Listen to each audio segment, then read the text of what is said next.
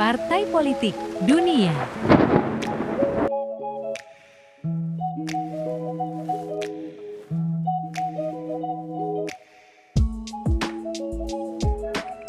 Apa sih partai politik itu? Menurut para ahli, Yang pertama, partai politik menurut Miriam Budiarjo yaitu suatu kelompok yang terorganisir, mempunyai orientasi, nilai-nilai dan cita-cita yang sama dengan tujuan memperoleh kekuasaan dan kedudukan politik dengan cara konstitusional guna melaksanakan kebijakan-kebijakan mereka. Yang kedua, partai politik menurut Carl J. Friedrich yaitu sekelompok manusia yang terorganisir secara stabil dengan tujuan merebut atau mempertahankan penguasaan pemerintah bagi pemimpin partainya dan memberikan kemanfaatan yang bersifat ideal maupun material kepada anggotanya. Selanjutnya, menurut R.H. Soltow, yaitu sekelompok warga negara yang sedikit banyaknya terorganisir, bertindak sebagai satu kesatuan politik dengan memanfaatkan kekuasaan memilih, bertujuan menguasai pemerintah dan melaksanakan kebijakan umum mereka. Dan yang terakhir adalah partai politik menurut Robert K. Clark, yaitu suatu organisasi yang berusaha untuk mencapai dan memelihara pengawasan terhadap pemerintah.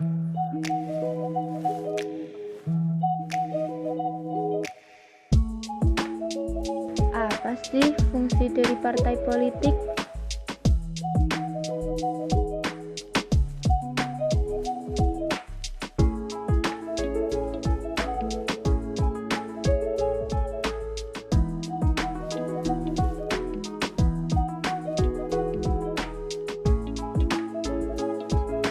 Pada mulanya, fungsi dan peran partai politik di negara barat bersifat elitis dan aristokratis.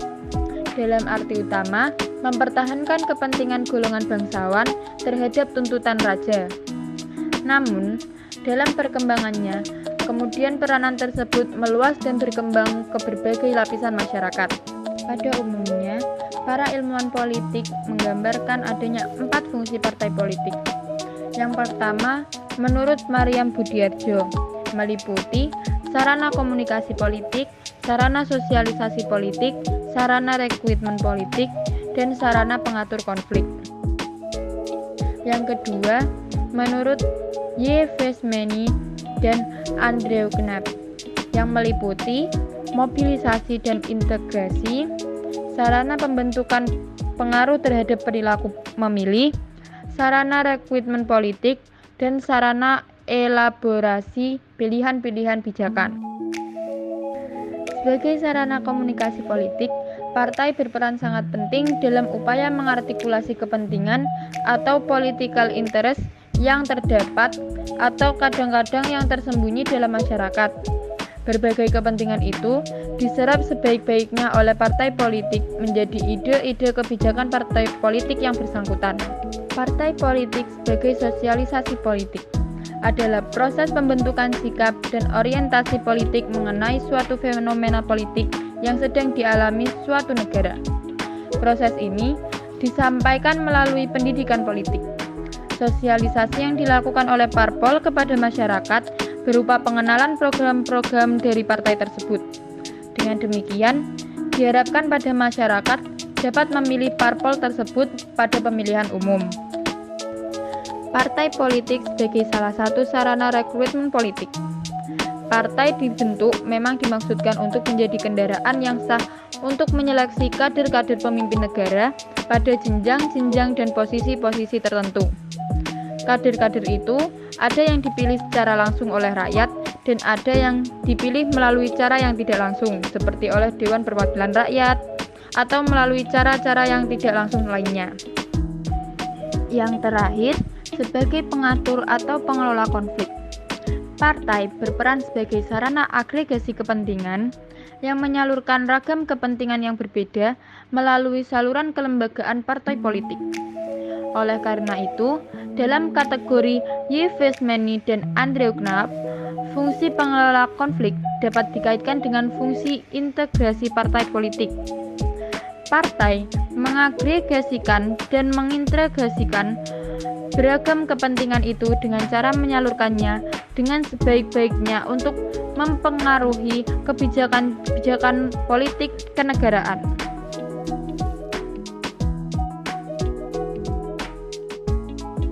Sistem kepartaian di dunia. Sistem kepartaian adalah pola kompetisi terus-menerus dan bersifat stabil yang selalu tampak di setiap proses pemilu tiap negara.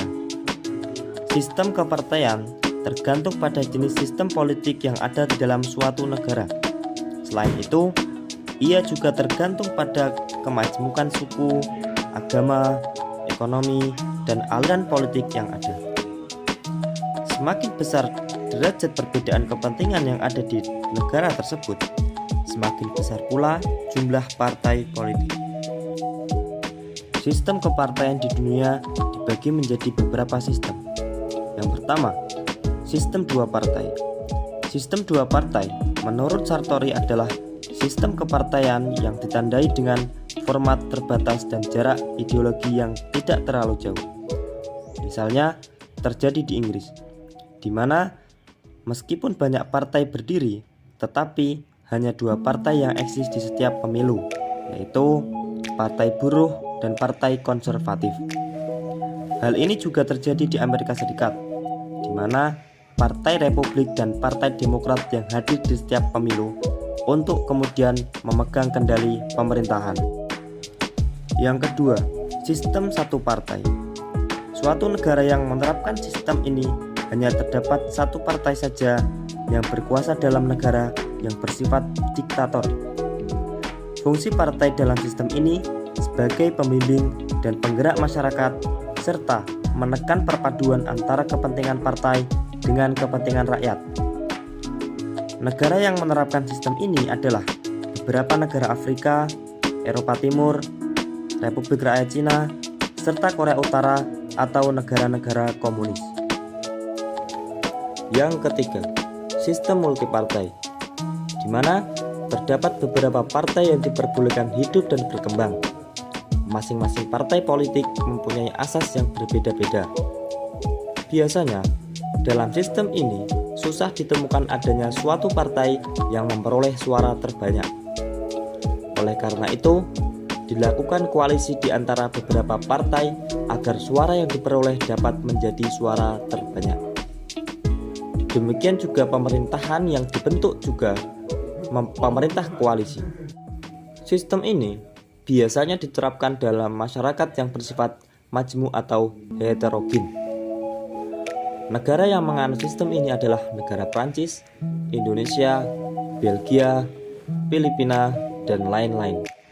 Yang keempat, pluralisme moderat. Pluralisme moderat adalah sistem kepartaian yang ditandai dengan pluralisme terbatas dan ajaran ideologi antar partai yang tidak terlampau jauh.